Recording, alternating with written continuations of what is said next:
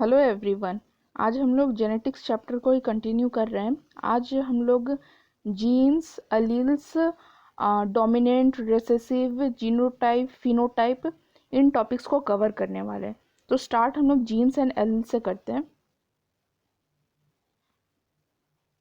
Normally every gene has two alternative forms for a character producing different effects. इसका मतलब क्या हुआ कि पहली बात तो जीन क्या होता है हम लोग जानते हैं। इससे पहले वाले जो चैप्टर था स्ट्रक्चर ऑफ क्रोमोसोम, उसमें हम लोगों ने जीन के बारे में पढ़ा था कि क्रोमोसोम में, सपोज ये क्रोमोसोम है, क्रोमोसोम में एक पर्टिकुलर पॉइंट जो किसी प्रोटीन को कोड करता हो और उसकी वजह से एक पर्टिकुलर कैरेक्टर जो है वो प्रोड्यूस होता है, तो उसको हम लोग जीन बोलते हैं। तो जीन का जनरली दो अल्टरनेटिव फॉर्म होता है किसी भी कैरेक्टर के लिए। तो इसको हम लोग एग्जाम्पल लेके समझते हैं। तो बुक में जो एग्जाम्पल दे रखा है हम लोग वही एग्जाम्पल लेते हैं। बुक में टंग रोलिंग का एग्जाम्पल दे रखा है, तो यहाँ पे जिस कैरेक्टर के बारे में हम लोग बात करेंगे वो टंग रोलिंग के बारे में बात करेंगे। तो टंग रोलिंग हो गया कैरेक्टर। अब दो इफेक्ट हो सकता है, या तो आप टंग रोल कर सकते हो या तो टंग रोल नहीं कर सकते हो। ठीक है, तो दो अल्टरनेटिव फॉर्म हो गया कि या तो आप टंग रोल कर सकते हो या नहीं कर सकते हो। तो वही चीज़ लिखा है कि every gene has two alternative forms for a character producing different effects. ठीक है, तो यहाँ पे डिफरेंट इफेक्ट हो गया, एक कर सकता है एक नहीं कर सकता टंग रोल। तो these alternative form are called alleles. तो इन्हीं अल्टरनेटिव फॉर्म को हम लोग एलिल्स बोलते हैं। एग्जाम्पल भी यहाँ पे दे रखा है, एग्जाम्पल भी देखते हैं। यहाँ पे कैरेक्टर क्या लिया है, टंग रोलिंग कैरेक्टर लिया है। टंग रोलिंग क्या होता है, हम इसका इमेज दिखाते हैं। ये यहाँ पे हम लोग को, यहाँ जो लड़का है वो टंग रोल कर पा रहा है और जो गर्ल है वो टंग रोल नहीं कर पा रही है। मतलब टंग रोल मतलब ट्यूब ट्यूब शेप का टंग को बना लेना। तो आप ट्राई करके देखिएगा, क्या आप टंग रोल कर पा रहे हैं? क्या आप एक टंग रोलर हो? एक बार ट्राई कीजिए। मैं तो अपना टंग रोल कर पा रही हूँ। I can do it. आगे देखते हैं एग्जाम्पल में ही कि दो पॉसिबिलिटी है, या तो टंग रोल होगा या नहीं होगा। तो दो एलिल्स हो गया एक जीन का। जीन, जो जीन है वो क्या है, वो जीन में कौन सा कैरेक्टर है, टंग रोलिंग का। और दो अल्टरनेटिव एलिल्स कौन से, या तो वो रोल कर सकता है या तो नहीं कर सकता है। आई होप समझ में आ गया होगा।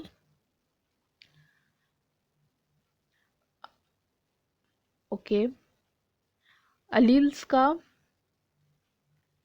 बारे में तो हम लोगों ने देख लिया। अब हम लोग ज़रा एक minute dominant and recessive alleles के बारे में देखते हैं।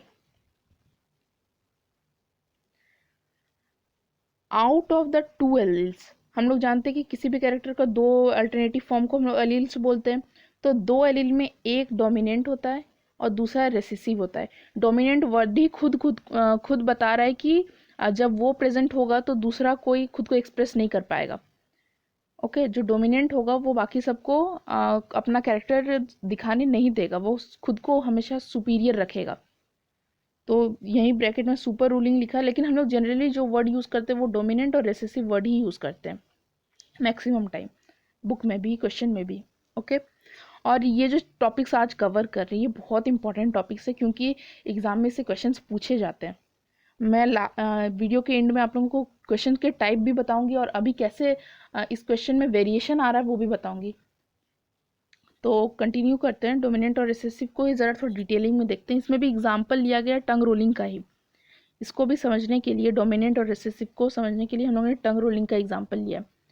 अ large number of people can roll their tongue into a tube projecting out of the mouth. तो इसमें बोल रहा है कि मैक्सिमम लोग अपना टंग प्रोजेक्ट कर पाते हैं। तो मेरे फैमिली में 5 मेम्बर्स से आउट ऑफ 5 हम लोग 4 लोग टंग रोल कर पाते हैं, एंड मेरी मम्मी बस टंग रोल नहीं कर पाती है। तो try whether you can do it. तो आप लोग कर सकते हो क्या? कमेंट बॉक्स में लिख के बताइए कि क्या आप लोग का टंग रोल होता है। अगर होता है तो येस, अगर नहीं होता है तो no. I want to know कि सच में देखते हैं जितने लोगों ने इस वीडियो को देखा उसमें से कितने लोगों का टंग रोल होता है और कितने का नहीं होता है। Okay, ask your classmate to try the same. अभी तो लॉकडाउन चल रहा है, आप कैसे पूछोगे? आप वीडियो कॉल में पूछ कर देख सकते हो कि उनका टंग रोल होता है कि नहीं।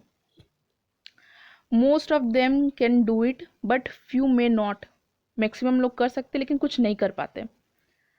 The gene for tongue rolling is located on a particular pair of chromosome. अब जो ये टंग रोलिंग का जीन है वो एक पर्टिकुलर प्लेस में होता है, पेयर ऑफ क्रोमोजोम। जैसे कि हम लोग जानते हैं कि क्रोमोजोम हमेशा पेयर में होता है, जो होमोलोगस क्रोमोजोम्स होते हैं वो पेयर में होते हैं। जैसे सपोज ये दोनों होमोलोगस पेयर ऑफ क्रोमोजोम है। होमोलोगस पेयर ऑफ क्रोमोजोम क्या होता है, जिनका शेप और साइज एक जैसा होता है। वैसे मुझसे ड्राइंग उतना अच्छे से बना नहीं है, फिर से ट्राई करते हैं। ये ऑलमोस्ट होमोलोगस नज़र आ रहा है। तो बीच में कुछ काम आ गया था इसलिए पॉज करना पड़ा था वीडियो, फिर से कंटिन्यू करते हैं। तो हम लोग बात कर रहे थे किस वाले लाइन पे थे। हाँ, the gene for tongue rolling is located at a particular pair of chromosome. हम लोग क्या जानते हैं, हम लोग में टोटल 23 पेयर ऑफ क्रोमोजोम होते हैं, जिसमें 23rd नंबर वाला तो छोड़ देते हैं, वो तो सेक्स क्रोमोजोम होता है। बाकी बचा 22 पेयर्स। तो इनमें से जो 22 पेयर्स है उसमें से किसी एक पेयर जो होमोलोगस पेयर होगा उसमें किसी एक पर्टिकुलर प्लेस पे ये टंग रोलिंग का जीन प्रेजेंट होगा। अब ऐसा नहीं है कि जैसे कि टंग रोलिंग का एक जीन यहाँ प्रेजेंट और दूसरा यहाँ प्रेजेंट, ऐसा नहीं होता है। दोनों सेम ही पोजीशन पर प्रेजेंट होते हैं, ठीक है। और every individual has a pair of this gene. सारे इंडिविजुअल में ये जीन प्रेजेंट होता ही। अगर कोई टंग रोल नहीं कर पा रहा है तो भी उसमें प्रेजेंट है, लेकिन रेसेसिव वाला प्रेजेंट है। अब ये डोमिनेंट रेसेसिव हम लोग देख रहे हैं। अब जेनेटिक्स के रूल के हिसाब से जो डोमिनेंट जीन होता है उनको हम लोग कैपिटल लेटर से डिनोट करते हैं। टंग रोलिंग में हम लोग कैपिटल आर का यूज़ करते हैं, और रेसेसिव जीन के केस में हम लोग स्मॉल लेटर का यूज़ करते हैं। अगर कोई नॉन रोलिंग जीन है तो उसमें हम लोग स्मॉल आर का यूज़ करते हैं। तो यहाँ पे हम लास्ट लाइन पढ़ रहे हैं। A recessive gene is one which in the presence of contrasting dominant gene is not expressed. इसका मतलब ये हुआ कि रेसेसिव जीन वो है जो कि जब डोमिनेंट जीन प्रेजेंट होगा उसके साथ, क्योंकि हम लोग जानते हैं कि हमेशा दो जो जीन के दो एलील्स है वो दोनों साथ में प्रेजेंट होते हैं।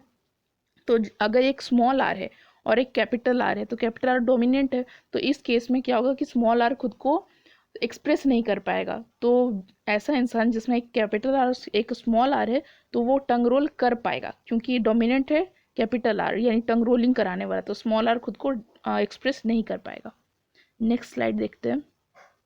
डोमिनेंट एलील और रिसेसिव एलील का डेफिनेशन दे रखा है। ये डेफिनेशन आप लोगों को याद होना चाहिए, पूछ सकता है एग्जाम में। The kind of allele which expresses itself regardless of the presence of other alleles, मतलब कि ऐसा एलील जो खुद को एक्सप्रेस करे चाहे उसके सामने जो भी हो, उसको फर्क नहीं पड़ता।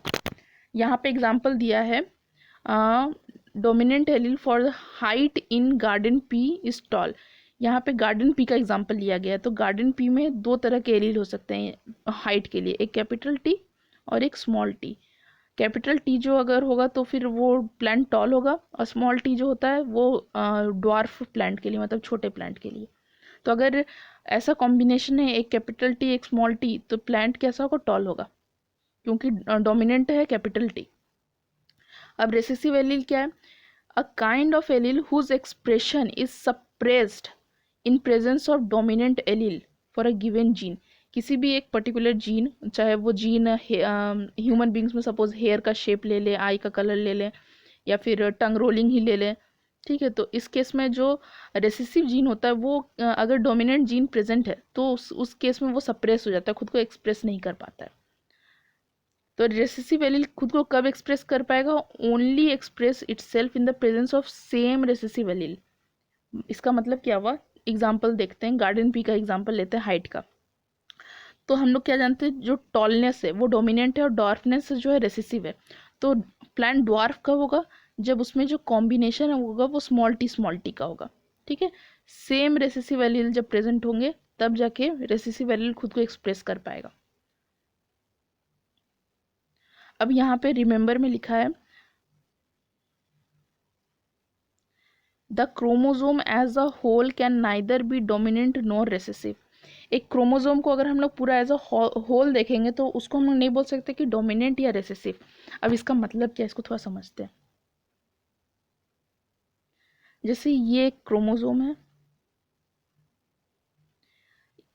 ये उसका होमोलोगस क्रोमोसोम है, ओके। तो यहाँ पे एक जीन प्रेजेंट है, सपोज ये कैपिटल टी है, ये स्मॉल टी है, ओके।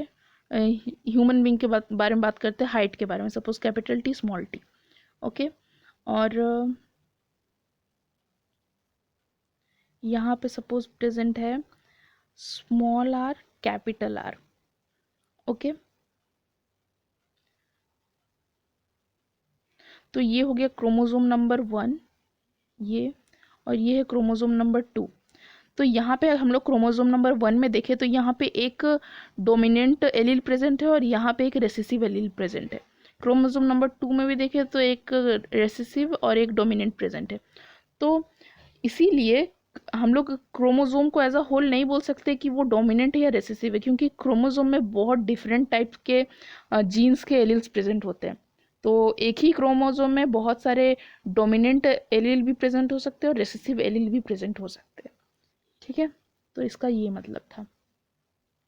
तो वही अभी जो हम डायग्राम बना के देखे दिखाए थे, इसमें ए बी सी डी से रिप्रेजेंट किया है। यहाँ पे हम लोग जैसे जो पहला क्रोमोसोम है, यहाँ पे मार्क करते हैं, इसमें देखें तो इसमें दो डोमिनेंट हम लोग को एलील दिख रहा है और दो रेसेसिव एलील दिख रहा है। यहाँ पे हम लोग को दो डोमिनेंट और दो रेसेसिव दिख रहा है। तो इसीलिए एज एक क्रोमोसोम को एज अ होल हम लोग डोमिनेंट या रेसेसिव नहीं बोल सकते। और क्या, और एक बात इस डायग्राम के थ्रू बताना चाहेंगे कि जैसे दोनों होमोलोगस क्रोमोसोम है, अब जैसे कि जो जीन ए है उसका एक एलील अगर यहाँ प्रेजेंट है तो दूसरा उसी पोजीशन पे प्रेजेंट होगा दूसरे क्रोमोसोम पे।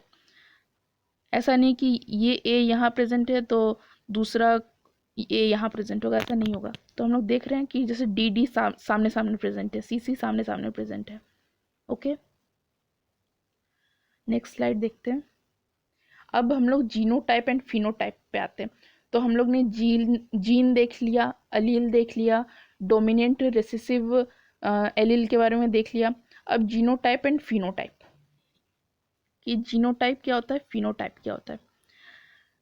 The three situations pertaining to any pair of genes, for example tongue rolling, can be as follows।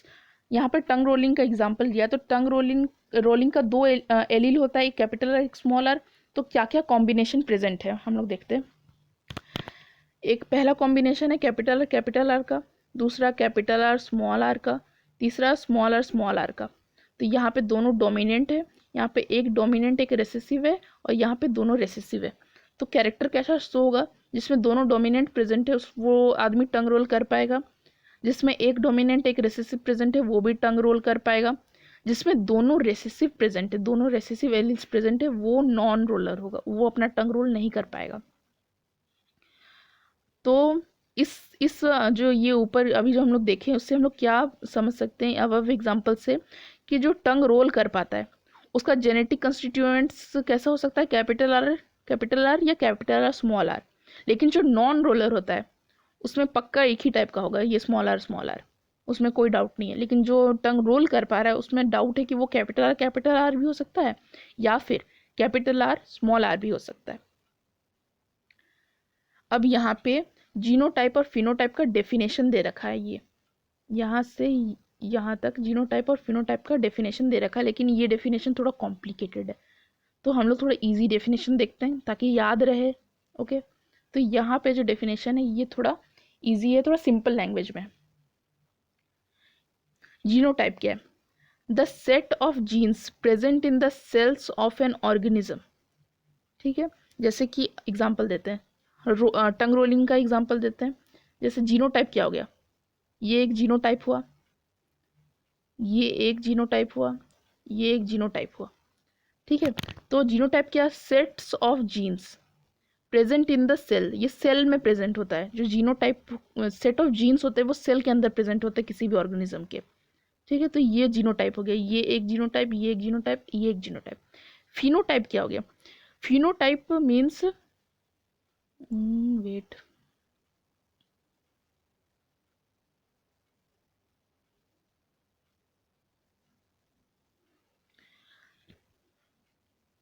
phenotype means observable characteristics which are genetically controlled.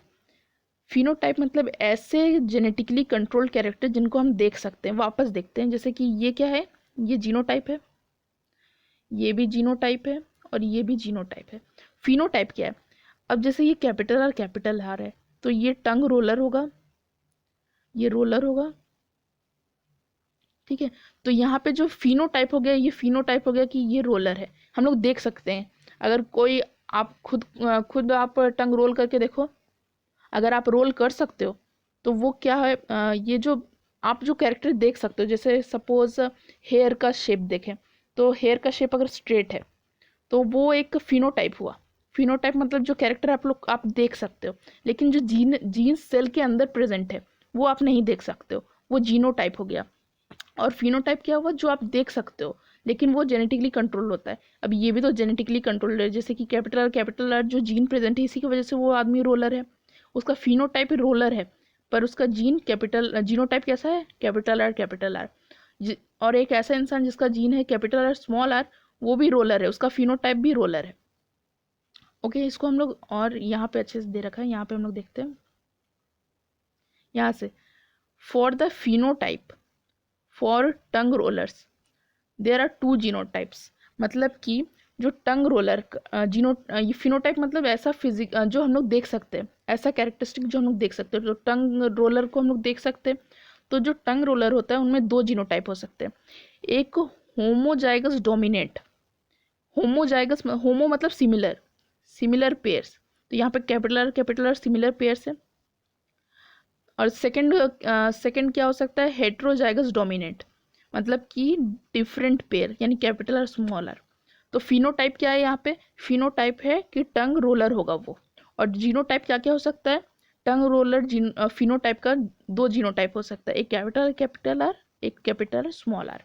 Okay, अब नॉन रोलर, नॉन रोलर का genotype कैसा होगा? तो यहाँ पे phenotype क्या हुआ? Phenotype हो गया कि वो नॉन रोलर है। अब उसका जीनोटाइप कैसा होगा? Homozygous recessive pair, small r होगा उसका जीनोटाइप। ओके, तो ये क्लियर हो गया होगा कि जीनोटाइप क्या होता है, फिनोटाइप क्या होता है, होमोजाइगस डोमिनेंट, हेट्रोजाइगस डोमिनेंट क्या होता है। होमोजाइगस मतलब कि same same similar pair of उसमें जो जीन्स है, मतलब कि एलील्स है वो प्रेजेंट होंगे। हेट्रोजाइगस डोमिनेंट मतलब कि डिफरेंट पेयर होंगे उसमें।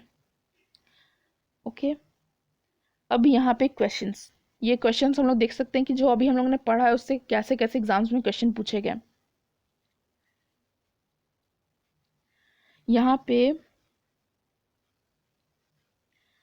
The type of gene which in the presence of contrasting allele is not expressed. ऐसा जीन जो कॉन्ट्रास्टिंग एलील का प्रेजेंस में खुद को एक्सप्रेस नहीं कर पाता, उसको हम लोग बोलते हैं रेसेसिव जीन। इसका आंसर होगा रेसेसिव जीन।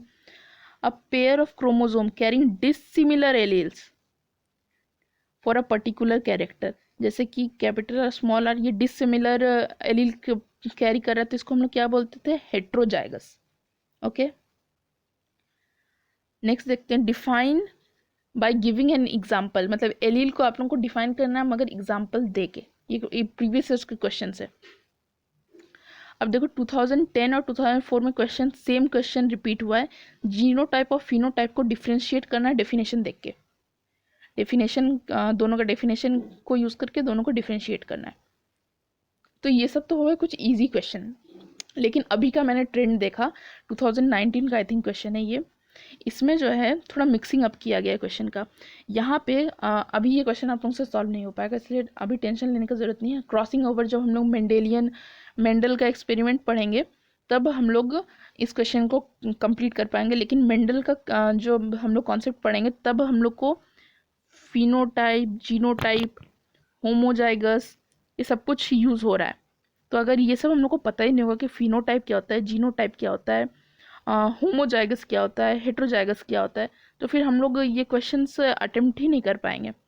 ठीक है, तो फिर इस लेक्चर को हम लोग यहाँ पे कंप्लीट करते हैं, लेकिन जैसे जैसे चैप्टर ख़त्म होगा, जब एग्ज़ाम करीब आने लगेगा तो एग्ज़ाम के ट्रेंड भी हम लोग डिस्कस करेंगे कि कैसे किस तरह से ट्रेंड चेंज हो रहा है, किस तरह के क्वेश्चन आजकल पूछे जा रहे हैं। ओके, तो चैनल को सब्सक्राइब कर लीजिए अगर आपको ये वीडियो अच्छा लगता है, क्योंकि जो भी इम्पोर्टेंट चीज़ें होंगे उसको मैं हाईलाइट करते हुए पढ़ाऊँगी। ओके, ठीक है, बाय।